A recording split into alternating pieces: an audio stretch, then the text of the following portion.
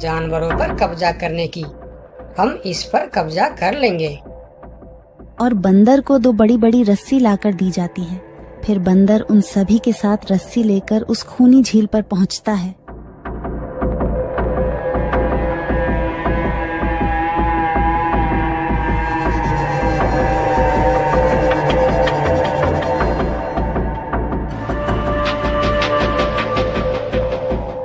कल तक तो यह बंदर मुझे देखकर भागता था और आज पानी पीने आया है।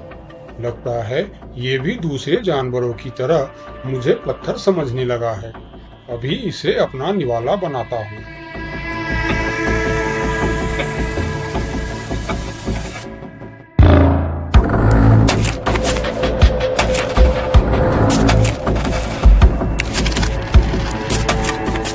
अरे ये तो भाग भी नहीं पा रहा है। अब यह जितना ज्यादा फरफराएगा उतना यह फंदा कसता जाएगा और चुपचाप रहेगा तो फंदा ढीला रहेगा। जैसे यह फिर हिलेगा फिर फंदा कसता जाएगा।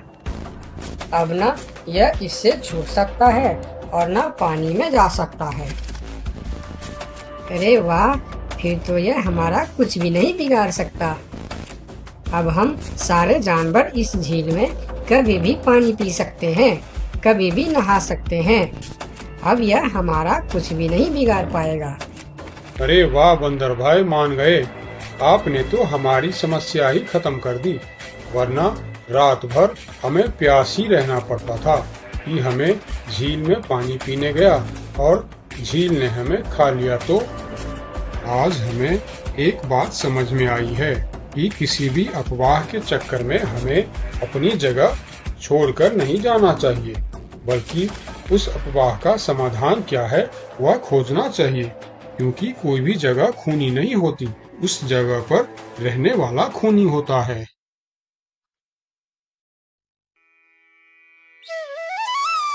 बहुत साल पहले की बात है। लक्ष्मी नगर में एक बहुत बड़ा जंगल हुआ करता था। उस जंगल में शेर खान नाम का एक शेर रहता था। वह जंगल का राजा था। उसके शासनकाल में जंगल के सभी जानवर सुखी और शांति से रहते थे। यदि जंगल में कोई भी जानवर गलत काम करता तो शेर खान उसे दंड देते थे। वह कमजोर जानवरों की रक्षा भी करते थे।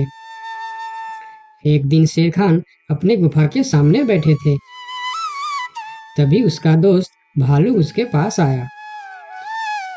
फिर दोनों दोस्त मिलकर जंगल और जंगल के जानवरों के बारे में आलोचना करने लगे।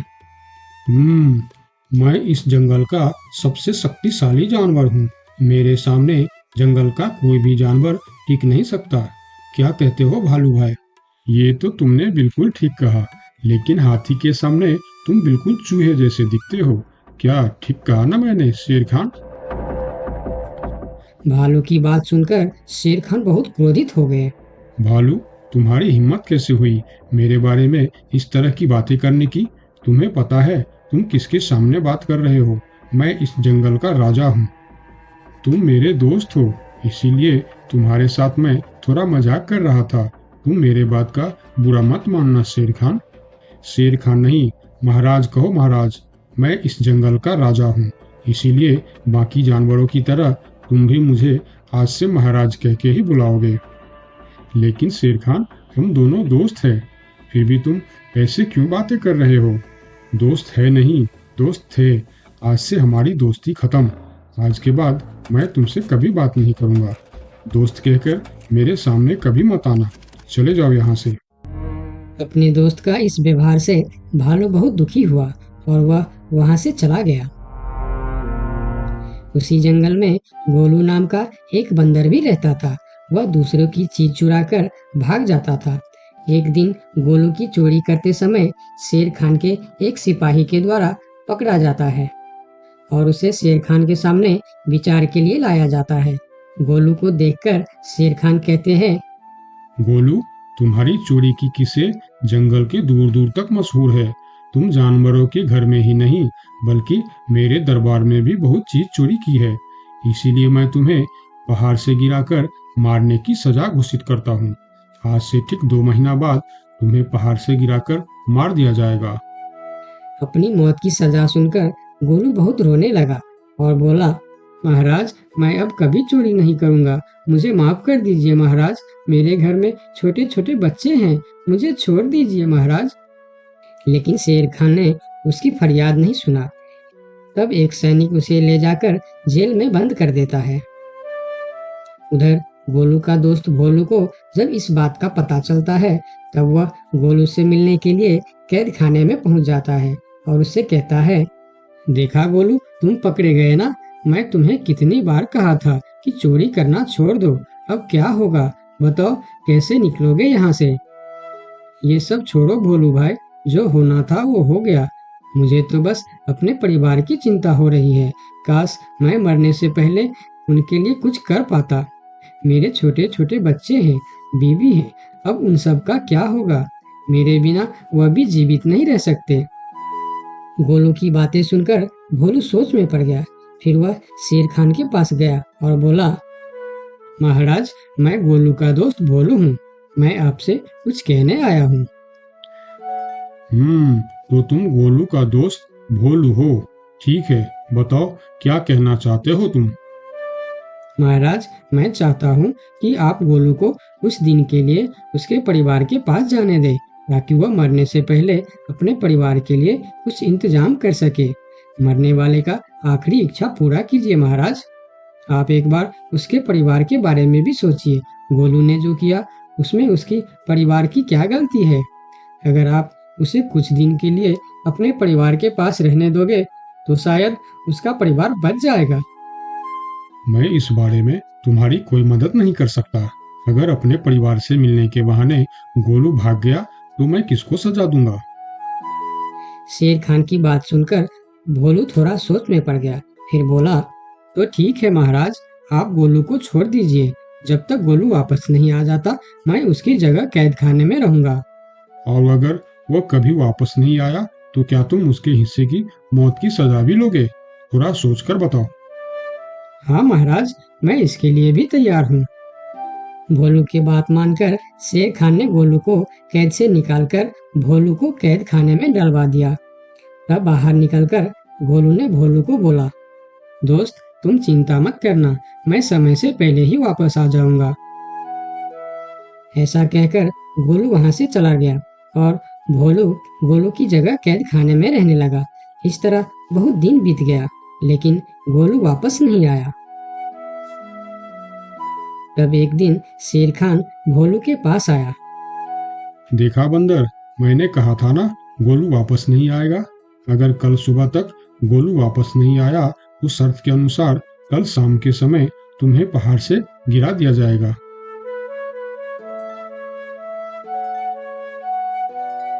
अगले दिन भी जब गोलू वापस नहीं आया, तब शेर खान और उनके सैनिक भोलू को लेकर पहाड़ के किनारे पर गए। फिर भोलू को खाई के किनारे खड़ा करके शेर खान ने कहा, देखा ना मूर्ख बंदर, तुम्हारे दोस्त तुमको धोखा देकर चला गया, अब तुम मरने के लिए तैयार हो जाओ। लेकिन इस बार भी गोलू नहीं डरा और बोला, कोई बात नहीं महाराज, मैं अपने दोस्त के लिए मरने के लिए भी तैयार हूँ। मैं यह जानकर बहुत खुश हूँ कि मेरा दोस्त अपने परिवार के साथ खुश है। मेरे आगे पीछे और कोई नहीं है, मैं तैयार हूँ महाराज। शेर खान और भोलू के बीच बातचीत चल ही रही थी कि तभी थोड़ी दूर पर गोलू उनके और आता हुआ दिखाई दिया। फिर पास आकर उसने बोला, तुम्हें ऐसा करने की कोई जरूरत नहीं है दोस्त, तुमने मेरे लिए जो किया उसके लिए तुम्हारा बहुत बहुत शुक्रिया। अब मैं अपनी सजा पूरी करने के लिए तैयार हूँ। महाराज छोड़ दीजिए मेरे दोस्त को।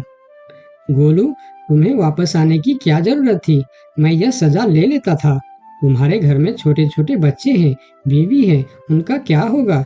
मेरे परिवार में मेरे अलावा और कोई नहीं है, इसीलिए यदि मैं मर भी जाऊं तो मेरे लिए किसी को कोई दुख नहीं होगी। तुम यहाँ से चले जाओ। नहीं दोस्त, गलती मैंने की है, इसीलिए सजा भी मुझे ही मिलनी चाहिए। उन दोनों की दोस्ती को देखकर शेर खान सोचने लगे, ये दोनों अपने दोस्ती के खातिर एक दूसरे के लिए जान देने के लिए तैयार है, और मैं एक छोटी सी बात के लिए अपने सबसे अच्छे मित्र भालू से दोस्ती तोड़ दी। यह मैंने बहुत बड़ा गलती कर दी, मुझे इसका प्रायश्चित करना ही होगा। किसी को मरने की कोई जरूरत नहीं है। तुम दोनों की दोस्ती देखकर मैं गोलू की सजा माफ करता हूँ। और याद रखना गोलू, अगर तुमने फिर से चोरी की तो अगली बार मैं तुम्हारी सजा माफ नहीं कर पाऊंगा। नहीं नहीं महाराज, आज के बाद मैं फिर कभी ऐसा गलती नहीं करूंगा। आज से मैं ईमानदारी से मेहनत करके अपना परिवार चलाऊंगा। आपका बहुत बहुत धन्यवाद महाराज। ठीक है, अब तुम लोग यहाँ से जा सकते हो। उनके जाने के बाद शेर खान सीधा अपने दोस्त भालू के पास गया।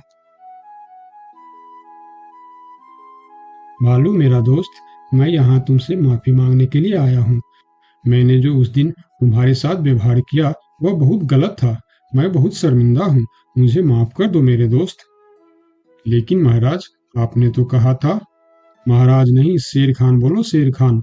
आज से तुम मुझे महाराज नहीं, शेर खान ही बुलाओगे, क्योंकि दोस्त एक दूसरे के नाम लेकर ही बुलाते हैं। आज से तुम मेरे सबसे अच्छे दोस्त हो। गोलू और भोलू की दोस्ती देखकर शेर खान को अपनी गलती का एहसास हुआ और उसने भालू से माफी मांगी और दोनों फिर से दोस्त बन गए। तो दोस्तों, इस कहानी से हमें यह सीख मिलता है कि कभी-कभी दूसरे के अच्छाइयों को देखकर भी हम अच्छा बन जाते हैं। इसीलिए हमें हमेशा अच्छे लोगों के साथ ही दोस्ती रखनी चाहिए और अच्छे-अच्छे काम भी करनी चाहिए। आपका बहुत बहुत धन्यवाद।